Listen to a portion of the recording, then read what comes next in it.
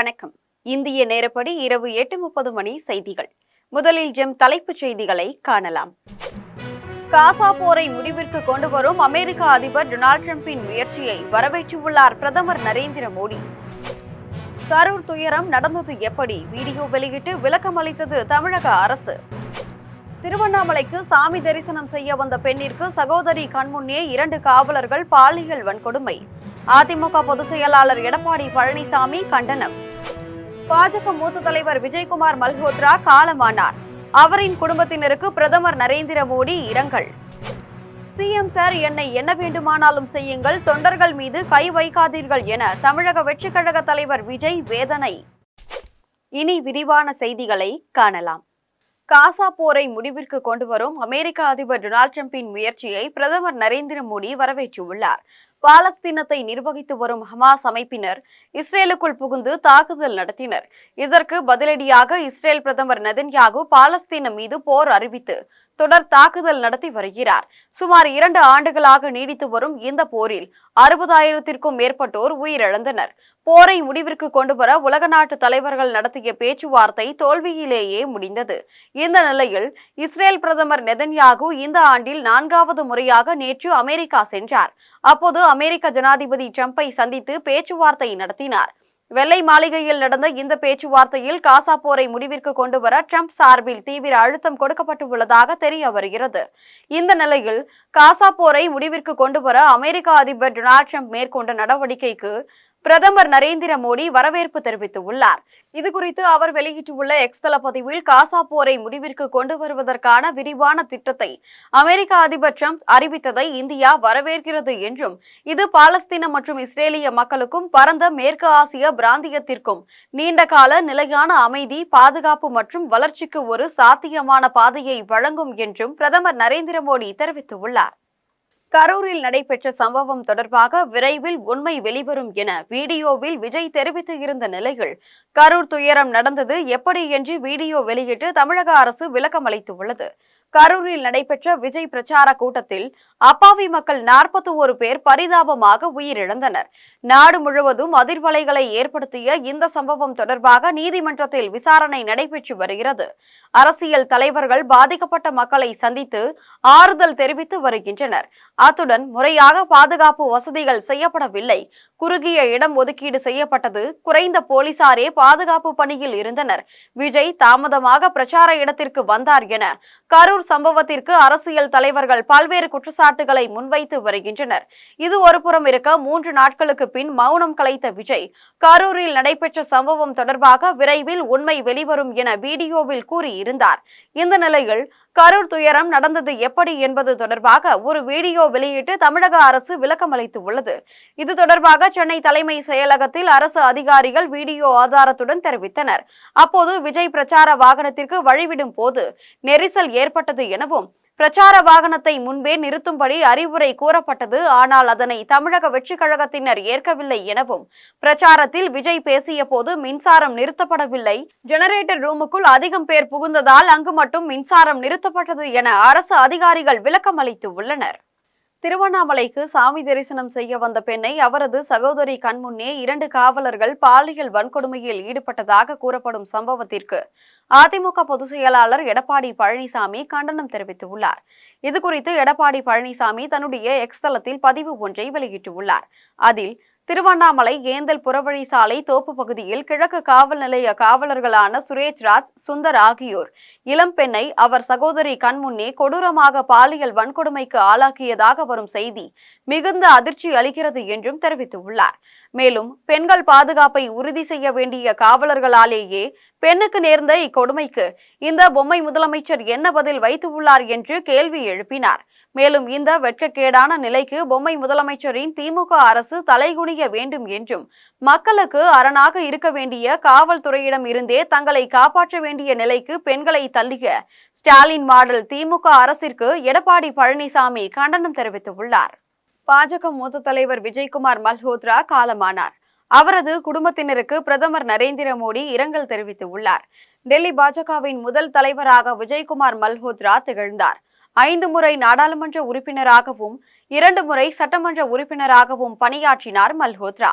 டெல்லி அரசியலில் தவிர்க்க முடியாத தலைவராக விளங்கிய மல்ஹோத்ரா வயது முதிர்வு காரணமாக அரசியலில் இருந்து ஒதுங்கி இருந்தார். இந்த நிலையில் 94 வயதுடைய விஜய்குமார் மல்ஹோத்ரா உடல்நல குறைவு காரணமாக கடந்த சில நாட்களாக டெல்லி எய்ம்ஸ் மருத்துவமனையில் அனுமதிக்கப்பட்டு சிகிச்சை பெற்று வந்தார். சிகிச்சை பலனளிக்காமல் மல்ஹோத்ரா உயிரிழந்தார். டெல்லியில் உள்ள ராக்வன்ஸ் சாலையில் உள்ள அவரது இல்லத்தில் உடல் வைக்கப்பட்டு உள்ளது. மல்ஹோத்ரா உடலுக்கு டெல்லி அரசியல் கட்சி தலைவர்கள் அஞ்சலி செலுத்தி வருகின்றனர். இந்நிலையில் பிரதமர் மோடி வெளியிட்டுள்ள இரங்கல் செய்தியில் விஜய்குமார் மல்ஹோத்ரா தனித்துவமான தலைவராக விளங்கினார். மக்கள் பிரச்சினைகளை நன்கு அறிந்திருந்த மல்ஹோத்ரா டெல்லி பாஜகவை வலுப்படுத்துவதில் முக்கிய பங்காற்றினார். அவரது மறைவு வேதனை அளிக்கிறது என்றும் மல்ஹோத்ராவை இழந்து வாடும் அவரது குடும்பத்தினருக்கு ஆழ்ந்த இரங்கல் தெரிவித்துக் கொள்கிறேன் என்றும் பிரதமர் நரேந்திர மோடி பதிவிட்டுள்ளார். மக்களுக்கு எல்லா உண்மையும் தெரியும், மக்கள் எல்லாவற்றையும் பார்த்து கொண்டுதான் இருக்காங்க. சிஎம் சார் பழிவாங்க வேண்டும் என்ற எண்ணம் இருந்தா என்ன வேண்டுமானாலும் செய்யுங்க, தொண்டர்கள் மீது கை வைக்காதீர்கள் என்று தமிழக வெற்றிக் கழக தலைவர் விஜய் தெரிவித்துள்ளார். கரூர் வேலுசாமிபுரத்தில் கடந்த 27ஆம் தேதி தமிழக வெற்றிக் கழக தலைவர் விஜய் மக்கள் சந்திப்பு பரப்புரைக்கு வருகை தந்தார். அப்போது கூட்ட நெரிசலில் சிக்கி 100க்கும் மேற்பட்டோர் மூச்சு திணறல் ஏற்பட்டு மயங்கி விழுந்தனர். அவர்களை மீட்டு ஆம்புலன்ஸ் மூலம் அரசு மற்றும் தனியார் மருத்துவமனையில் அனுமதித்தனர். இதில் பலர் சம்பவ இடத்திலேயே உயிரிழந்த நிலையில் தற்போது வரை 41 நபர்கள் உயிரிழந்து உள்ளனர். இந்த சூழலில் இது தொடர்பாக தமிழக வெற்றிக் கழகத்தின் கரூர் மாவட்ட செயலாளர் மதியழகன், பொதுச் செயலாளர் புசி ஆனந்த் உட்பட தமிழக வெற்றிக் கழக நிர்வாகிகள் மீது காவல்துறை வழக்கு பதிவு செய்துள்ளது. ஓய்வு பெற்ற நீதிபதி அருணா ஜெகதீசன் தலைமையிலான விசாரணை ஆணையமும் விசாரணையை தொடங்கியுள்ளது. பரப்புரை கூட்டம் நடைபெற்ற இடம் கரூர் அரசு மருத்துவமனை, உயிரிழந்தவர்களின் வீடுகள் ஆகியவற்றுக்கு சென்று அருணா ஜெகதீசன் விசாரணை நடத்தியுள்ளார். அதே நேரத்தில் சிபிஐ அல்லது சிறப்பு புலனாய்வு குழு விசாரணை நடத்த கோரி சென்னை உயர்நீதிமன்றத்தில் தமிழக வெற்றிக் கழகத்தின் தரப்பில் முறையிடப்பட்டுள்ளது. விஜய் பிரச்சாரம் செய்ய தடை விதிக்குமாறு கோரியும் ஒரு தரப்பு நீதிமன்றத்தை நாடியுள்ளது. இந்த நிலையில் கரூர் துயர சம்பவம் தொடர்பாக தமிழக வெற்றிக் கழக தலைவர் தனது எக்ஸ் வலைதள பக்கத்தில் வீடியோ பதிவு ஒன்றை வெளியிட்டுள்ளார். அதில், என் வாழ்க்கையில் இப்படி ஒரு வலி மிகுந்த நேரத்தை சந்திப்பேன் என்று எதிர்பார்க்கவில்லை. நடக்கக்கூடாதது நடந்துவிட்டது என்று மனது முழுக்க வலி, மனசு முழுக்க வலி மட்டும்தான் இருக்கிறது. மருத்துவமனையில் சிகிச்சை பெற்று வருபவர்கள் விரைவில் குணமடைய வேண்டும் என வேண்டிக் கொள்கிறேன் என்று தெரிவித்தார். மேலும் மக்களுக்கு எல்லா உண்மையும் தெரியும், மக்கள் எல்லாவற்றையும் பார்த்து கொண்டுதான் இருக்கிறாங்க. சிஎம் சார் பழிவாங்க வேண்டும் என்ற எண்ணம் இருந்தால் என்ன வேண்டுமானாலும் செய்யுங்கள், தொண்டர்கள் மீது கை வைக்காதீர்கள் என்று விஜய் தெரிவித்துள்ளார். கரூரில் மக்களை சந்திக்காமல் விஜய் சென்னை வந்து ஓடி ஒளிந்தது ஏன் என்று சென்னை அண்ணா அறிவாலயத்தில் நாடாளுமன்ற உறுப்பினருமான ராசா கேள்வி எழுப்பியுள்ளார். திமுக துணை பொதுச் செயலாளரும் நாடாளுமன்ற உறுப்பினருமான ராசா சென்னை அண்ணா அறிவாலயத்தில் செய்தியாளர்களை சந்தித்து பேசினார். அப்போது கரூரில் விஜய் கலந்து கொண்ட பிரச்சார கூட்டத்தில் விலை மதிக்க முடியாத 41 உயிர்களை இழந்து உள்ளோம் என்றும், மனித உயிர்கள் என்பதால் முதலமைச்சர் நேரில் சென்று உயிரிழந்த குடும்பத்தினரை சந்தித்து நிவாரணம் அளித்துள்ளார் என்றும், திராவிட முன்னேற்ற கழகத்தின் நெடிய வரலாற்றில் ஒரு தலைவர் இப்படிதான் செயல்படுவார் என்பதற்கு முதலமைச்சர் மு.க.ஸ்டாலின் ஒரு சான்று எனவும், மக்களுக்கு தேவை வரும்போது எங்களுடைய உயிரையும் பொருட்படுத்தாமல் களத்தில் நிற்பவர்கள் தான் திமுக தலைவர்கள், தொண்டர்கள் என்றும் தெரிவித்தார்.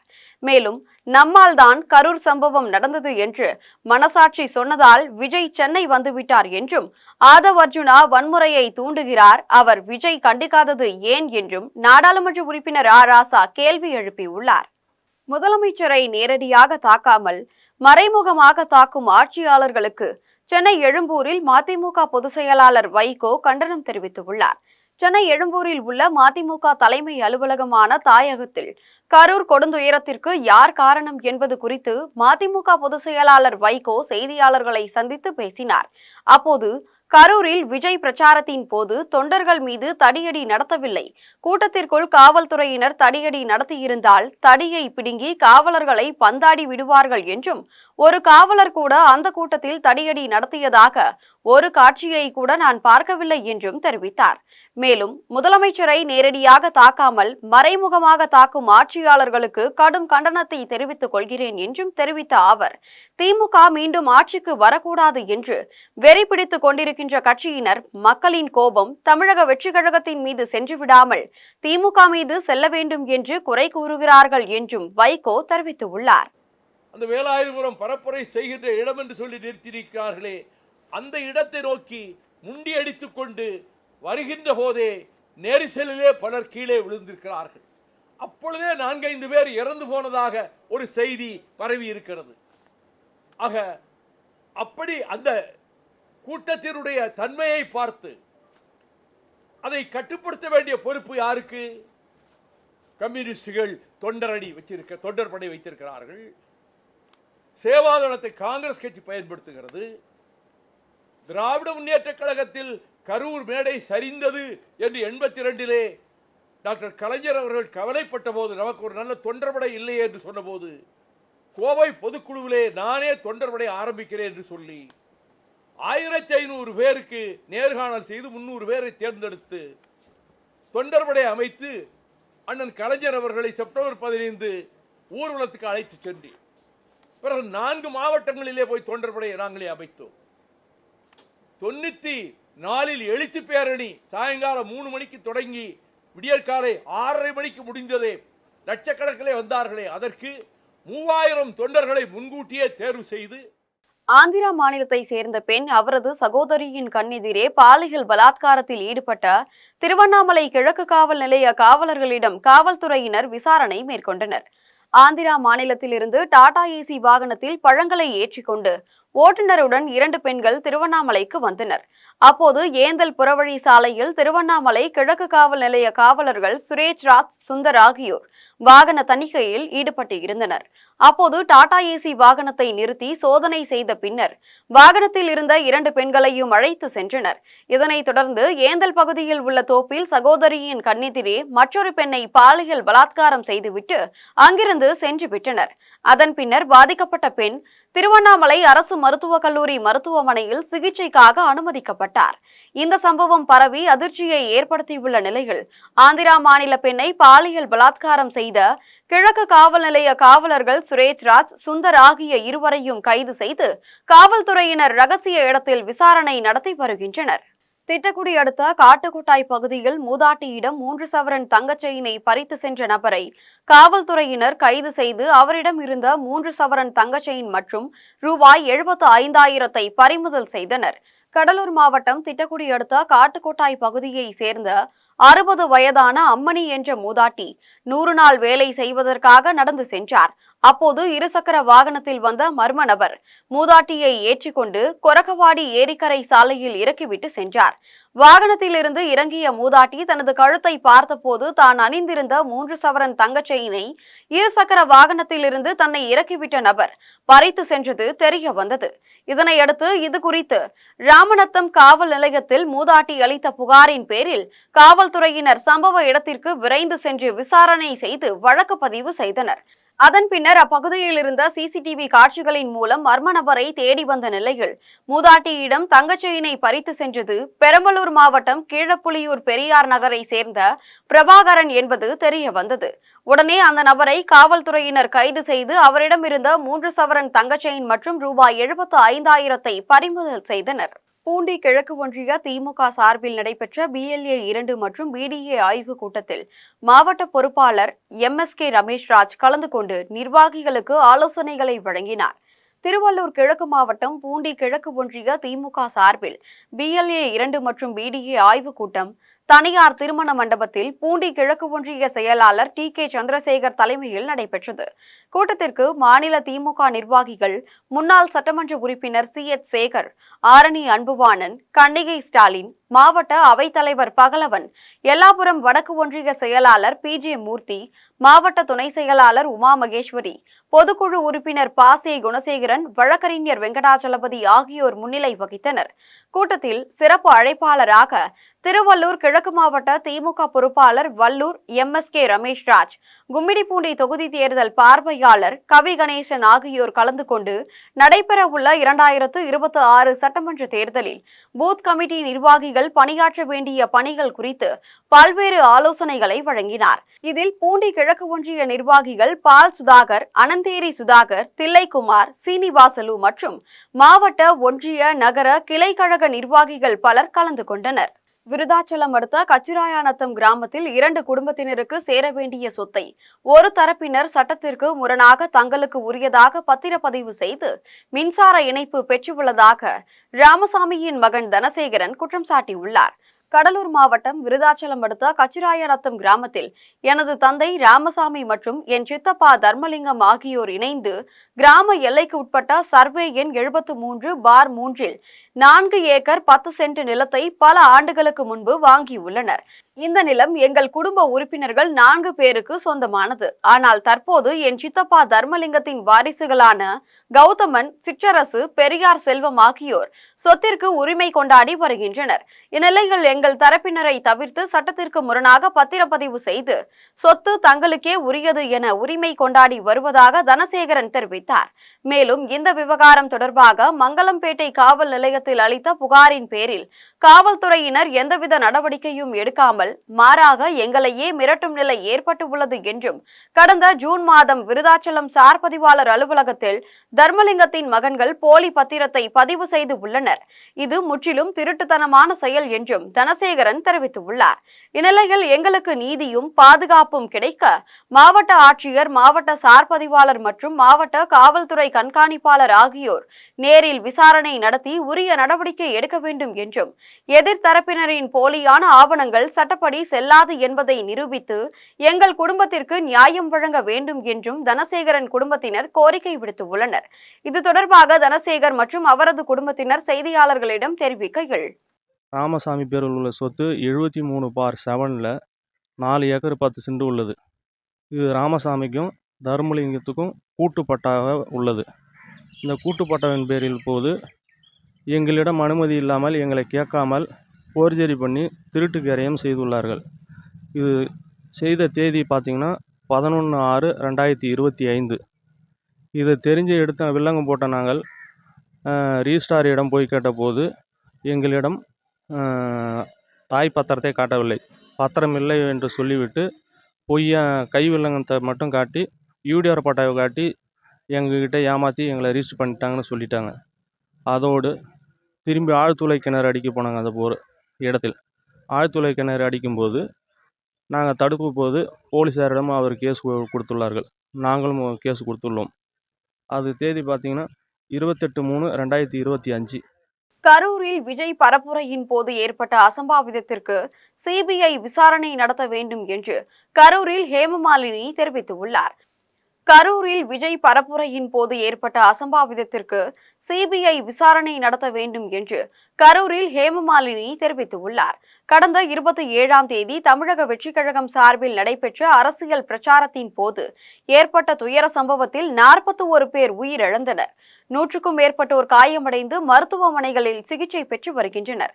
இந்த சம்பவத்தை பற்றி விசாரிக்கவும் இறந்தவர்களின் குடும்பத்திற்கு ஆறுதல் தெரிவிக்கவும் அகில இந்திய பாஜக தலைவர் JP நட்டா அமைத்துள்ள ஹேமமாலினி தலைமையில் அனுராக் தாக்கூர், தேஜஸ்வி சூர்யா உள்ளிட்ட 8 நாடாளுமன்ற உறுப்பினர்கள் அடங்கிய தேசிய ஜனநாயக கூட்டணியின் குழுவினர் டெல்லியிலிருந்து விமானம் மூலம் கோவை வந்து அங்கிருந்து கரூருக்கு சென்று சம்பவம் நடந்த கரூர் வேலுச்சாமிபுரத்தை பார்வையிட்டனர்.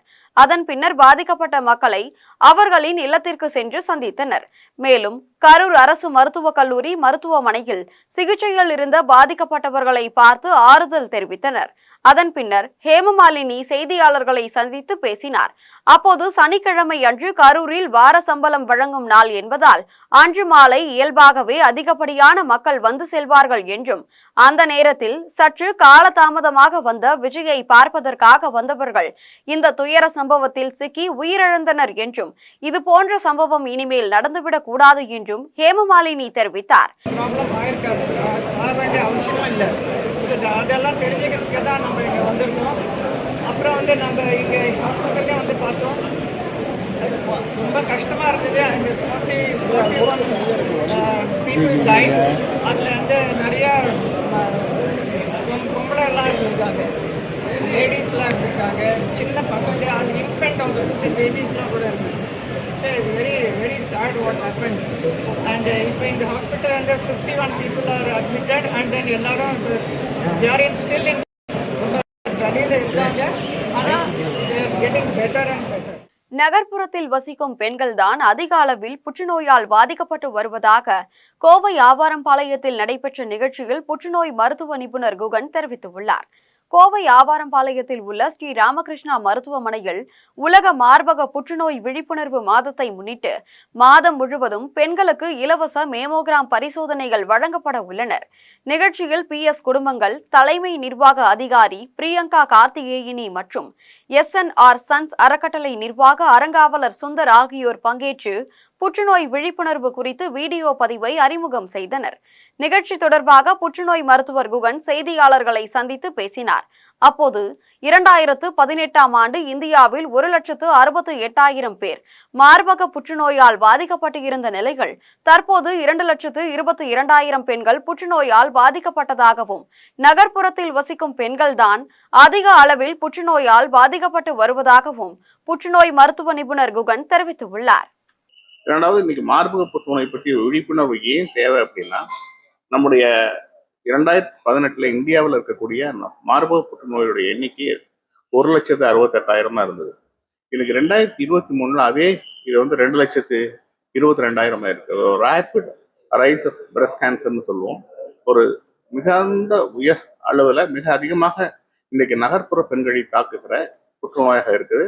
இது மட்டுமல்ல, இந்தியாவில் இருக்கக்கூடிய பெண்களை தாக்கக்கூடிய புற்றுநோய்கள் முதல் புற்றுநோயாக மார்பக புற்றுநோய் இருக்கிறது.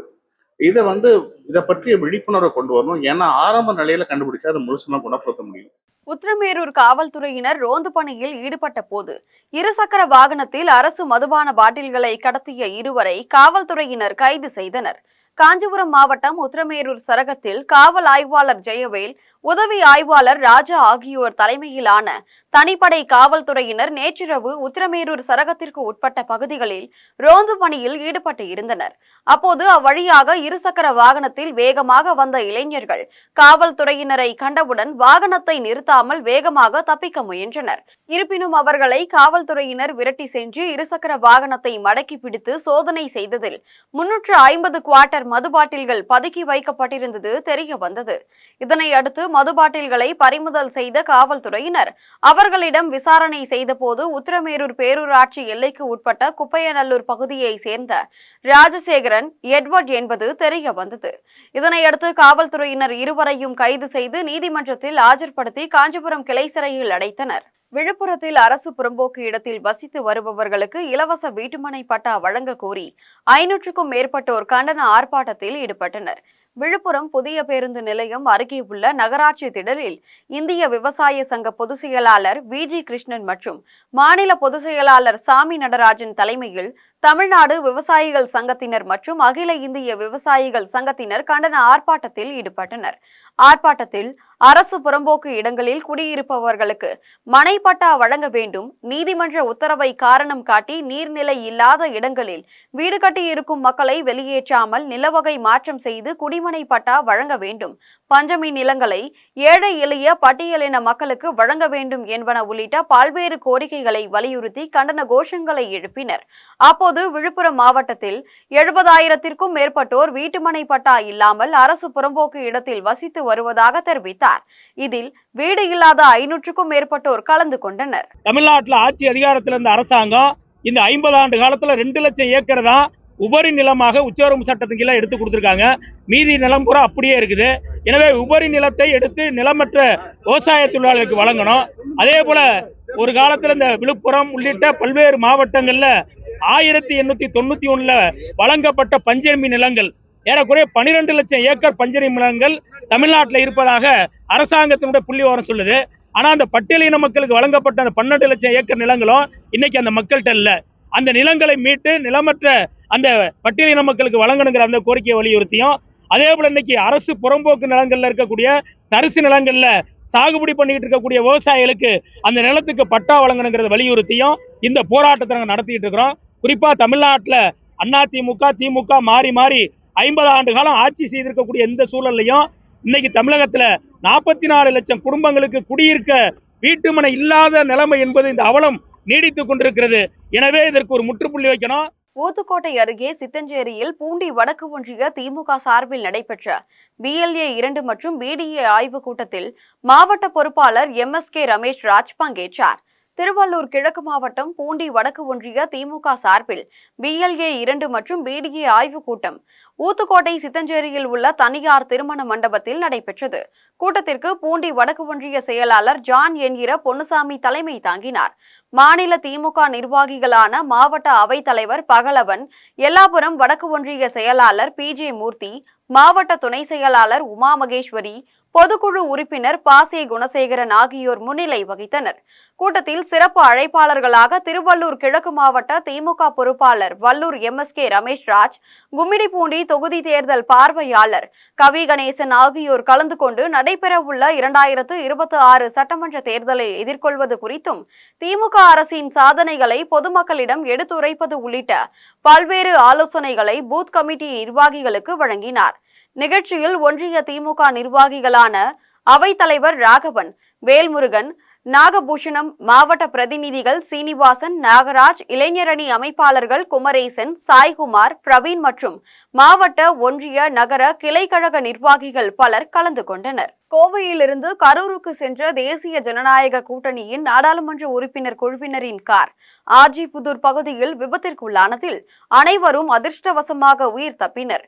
கோவையிலிருந்து கரூருக்கு சென்ற தேசிய ஜனநாயக கூட்டணியின் நாடாளுமன்ற உறுப்பினர் குழுவினரின் கார் சின்னம்பாளையம் அருகே ஆர்ஜிபுதூர் பகுதியில் அடுத்தடுத்து மோதிக்கொண்டது. விபத்தில் ஒரு காரின் முன்புற பகுதி சேதமடைந்தது. ஹேமமாலினி சென்ற காரின் பின்பகுதி லேசான சேதமடைந்தது.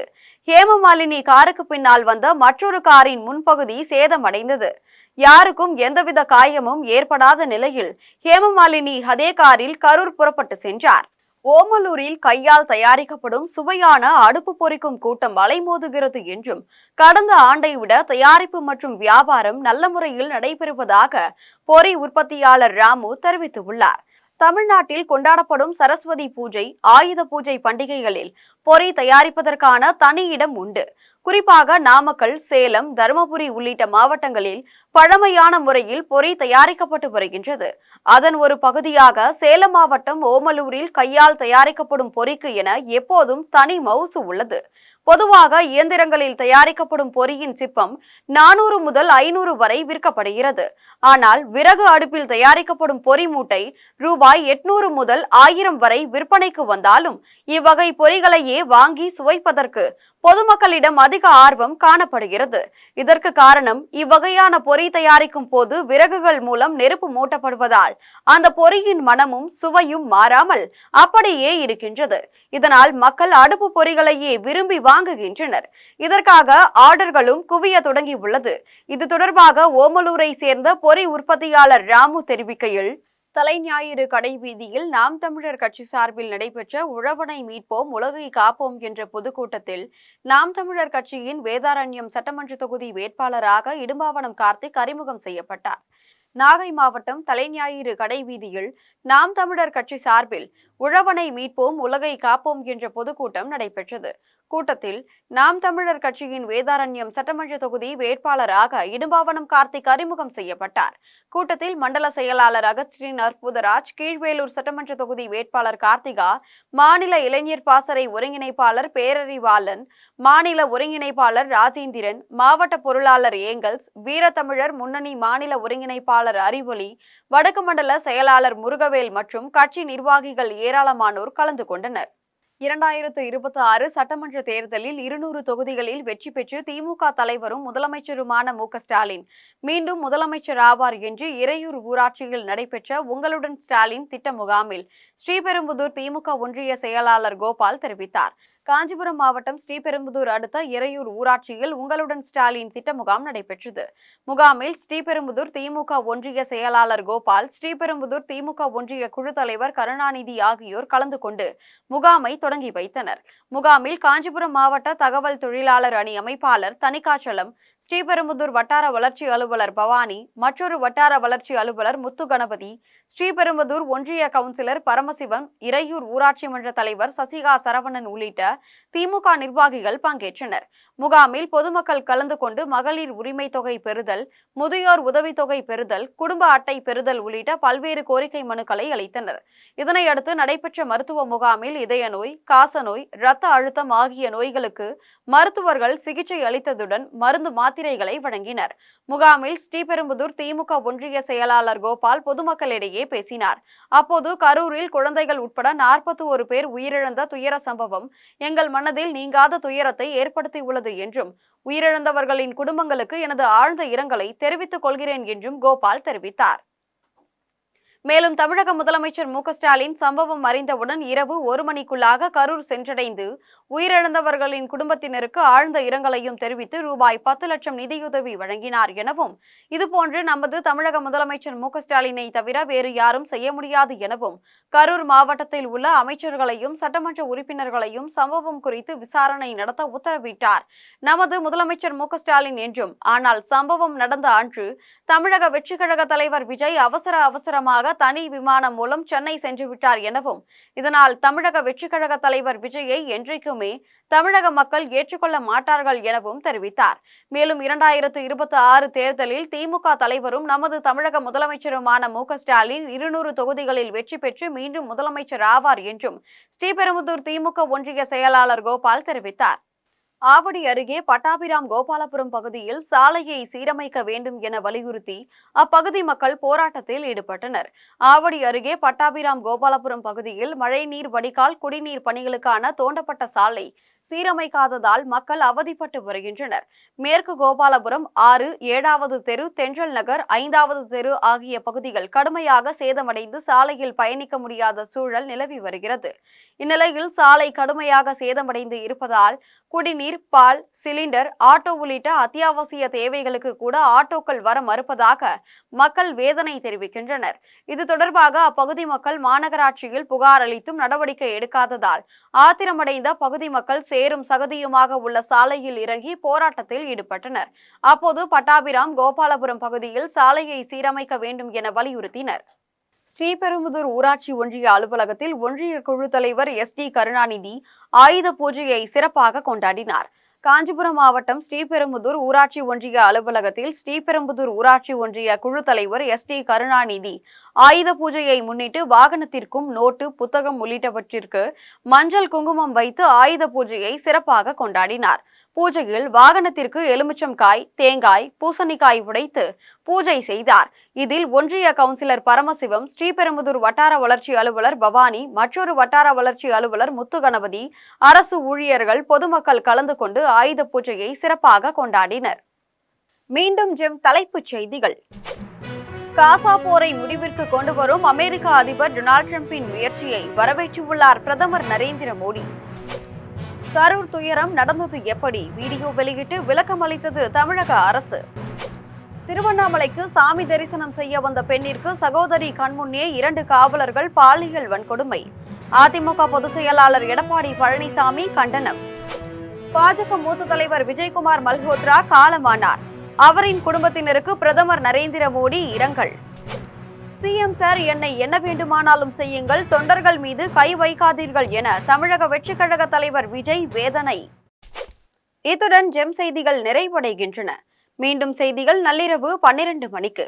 உடனுக்குடன் செய்திகளை காண gemlive.tv என்ற இணையதளத்தில் இணைந்து இருங்கள்.